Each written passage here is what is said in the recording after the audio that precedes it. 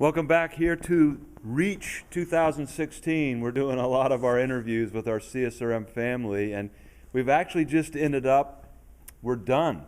We are. And we just had the Lord's Supper with about 20 people from 9 different countries. And so we're kind of flying high, and you're getting ready to fly, literally. You're getting ready to go home. And Rich Green is with me right now. Rich has, I don't know if this is a distinction or a dubious distinction, of having served on the CSRM board 3 separate times. Yes, I have. A fine line between commitment and foolishness. And I don't know which way I go there, but yeah. And not only has he been on the board, but he has also been the president of CSRM. And your campaign speech was? President of the common man. It served me well.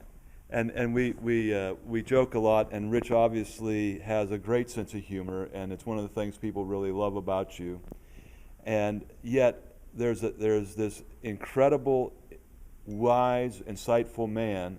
And Rich, tell us, how did you get involved with CSRM? Where did that start? Well, there were some guys in the Indianapolis area that were resourcing folks that were new into sports ministry in the local church to some of the initial CSRM conferences. And so I got a chance to go up to Moody College in Chicago. I believe it was 96, 97, something like that, and just fell in love with the organization, the connection that I had with people that were like-minded in sports ministry. I'd come out of the background of Fellowship of Christian Athletes, but local church sports ministry was something new to me. So it's just exciting to be inspired by others who are trekking the same journey that you are. So. And that was a time and place where there were some folks in Indiana that really wanted to invest in this, Right. and they sponsored a number of folks like yourself.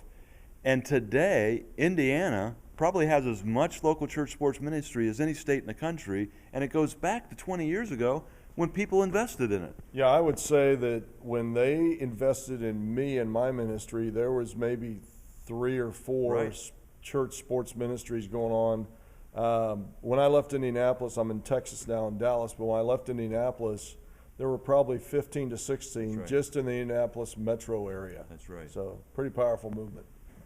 And you got involved, you've influenced lots of folks in Indianapolis and now in Texas and on and on. And we've had a couple of these interviews already, and 3 or 4 of them have said, Rich Green was a guy that got me started.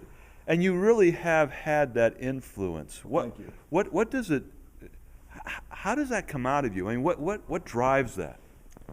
I'm just passionate about the vehicle of sports to be used for the gospel's sake, for kingdom work. I'm passionate about the local church, and I think the partnership, it enthralls me, it motivates me, and I love to see when other men and women involved in sports ministry and local church kind of get it, if you will. They're trying to figure this thing out, and I love being able to have that opportunity to influence them with the things that God's taught me through both good and bad. He's taught me about ministry and about life through the vehicle of church sports and recreation. And so it's just exciting for me to watch new people come to a thing like Reach Gathering and get inspired and be motivated to do some great things for the kingdom in their local churches. Now, you and I were able to take part in a plenary session yesterday that Rod Handley led on character and being accountable and the kind of things that we talk about what we do as sports ministers, but this was really about who we are. And I know that this has been a passion of yours, and you were even very instrumental in getting Rod here in Memphis 14 years ago. Right. And then he comes back, and the 4 of us sat there yesterday and talked about how important this is. And Rich, this is one of the things that I know that really I appreciate about you deeply is your commitment to Patty, your commitment to your kids, and this whole character issue. Talk a little bit, if you will, about people who are aspiring into sports ministry. What are some of the things that you would give insight and wisdom to?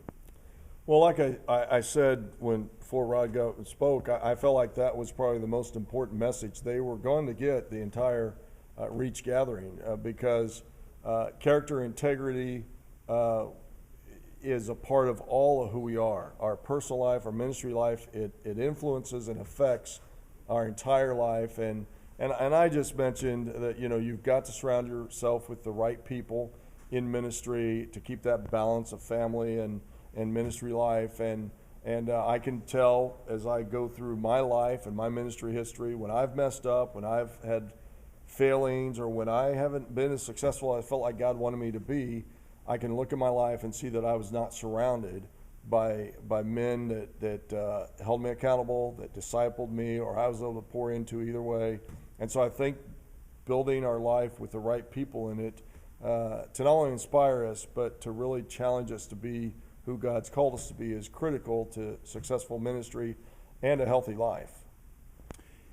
You have been really instrumental at least once. I could talk more about this, but I'm going to refer to one time. CSRM is like many other of our paraministries that are out there, and sometimes you do better than you do other times. And in one of those particular times that we could have really lost something, we could have maybe even disbanded, you really grabbed hold of it. And you and Dr. Parker and a couple others got together and said, wait a minute, all we need to do is do a couple tweaks here, adjust a couple things. And I really think that I get way too much credit for CSRM's whatever success. And I know that it's folks like you. We would not be here today if it wouldn't be for you. CSRM, I honestly believe CSRM would not be in existence if it wouldn't be for you, because you have helped. You've gone to your churches, you've raised money, you've done all these things. Is there anything that you want to comment about how CSRM needs to operate? What do we need to do? Give us some words of wisdom about what we need to do. Well, I don't have any great wisdom. I think I would say that CSRM has a great mission of equipping the local church to change the world through the vehicle of sports. And I think we just simply need to stick closely to the mission, and the methods will change, but the mission never will. Right. It's like the church itself.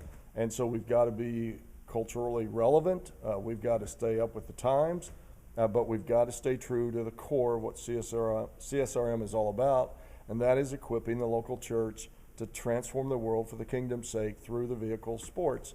And as long as they do that, then I think CSRM will be a viable part of what God wants to do in the world, literally around the world. What else is there to say? I think that's brilliant. It. That's all I got anyway. All right. Again, we're winding up Reach 2016. Rich, thanks you. Thank you.